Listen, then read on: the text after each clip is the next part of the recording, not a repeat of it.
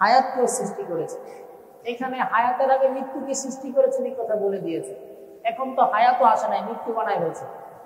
এখান থেকে অনেক মুফাসসির এই কথা বলেন যে অবশ্যই আমাদেরকে মরতে হবে, অবশ্যই আমাদের কি করতে হবে, যেহেতু আল্লাহ তাআলা আগে হায়াত দেওয়ার আগে মৃত্যুর কথা বলে ফেলেছেন। আল্লাযী খালাকাল মাউতা ওয়াল হায়াত, আল্লাহ অবশ্যই হায়াত মউতকে আল্লাহ তাআলা সৃষ্টি করেছেন লিয়াবলুয়াকুম, পরীক্ষা করার জন্য, আইয়ুকুম আহসানু আমালা, কে তোমাদের মধ্যে অতি উত্তম আমল করে।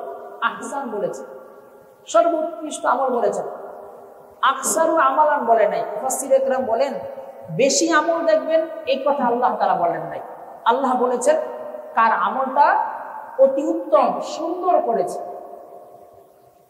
যদি এই কথা এমন হতো বেশি আমল কে হইতো, তাহলে মানুষের আমলের মধ্যে কোয়ান্টিটি এবং কোয়ালিটি, কোয়ালিটি মানে তার মান, কোয়ান্টিটি মানে পরিমাণ।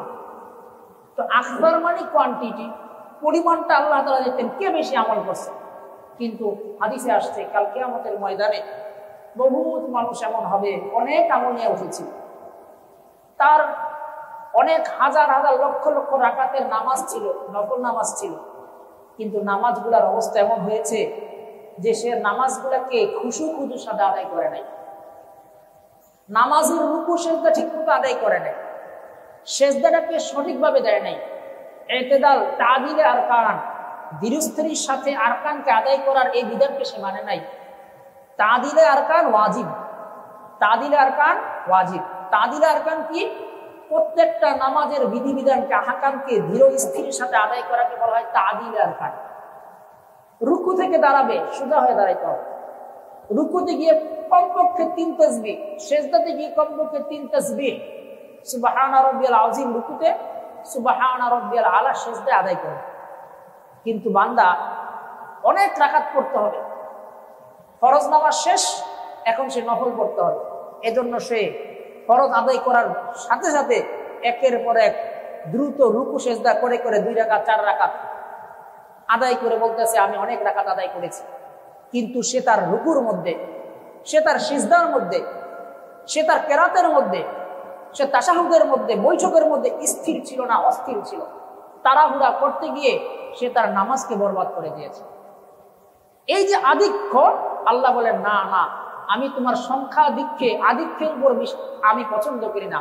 আমার পছন্দ কি? আহসিনু, উত্তম করো সব জায়গায়, আখলাককে উত্তম করো, আমলকে উত্তম করো। কেননা ইন্নাল্লাহু ইউহিব্বুল মুহসিনিন। আর আল্লাহ তাআলা এই আয়াতে বলেছেন আইয়ুকুম আহসানু আমালা, আল্লাহ তাআলা দেখবেন, পরীক্ষা করবেন তোমাদের মধ্যে কে অতি উত্তম, অতি অধিক ভালো আমল করেছে। এটা আল্লাহ তাআলা পরীক্ষা করবেন এভাবে যে তুমি কে অতি উত্তম আমল করেছো। বেশি করেছো এটা আমি দেখবো না, কারণ অনেক বেশি করে মানুষ জাহান্নামে যাবে, এরকম হাদিস এসেছে। এজন্য সম্মানিত হাজিরিন, আমাদের প্রত্যেকটা আমলের মধ্যে কিভাবে আমলটা সুন্দর হয়, কিভাবে আমলটা অতি উত্তম হয় এবং আল্লাহ তাআলার কাছে কবুল হয়, ওই ধরনের আমল করতে হবে। ঠিক কিনা বলেন? ওই ধরনের আমল করতে হবে। যদি আমি আপনি কাসরতের উপরে, আধিক্যের উপরে চিন্তা করি আর উত্তমের প্রতি চিন্তা না করি, তাহলে অনেক ক্ষেত্রে ধরা হবে।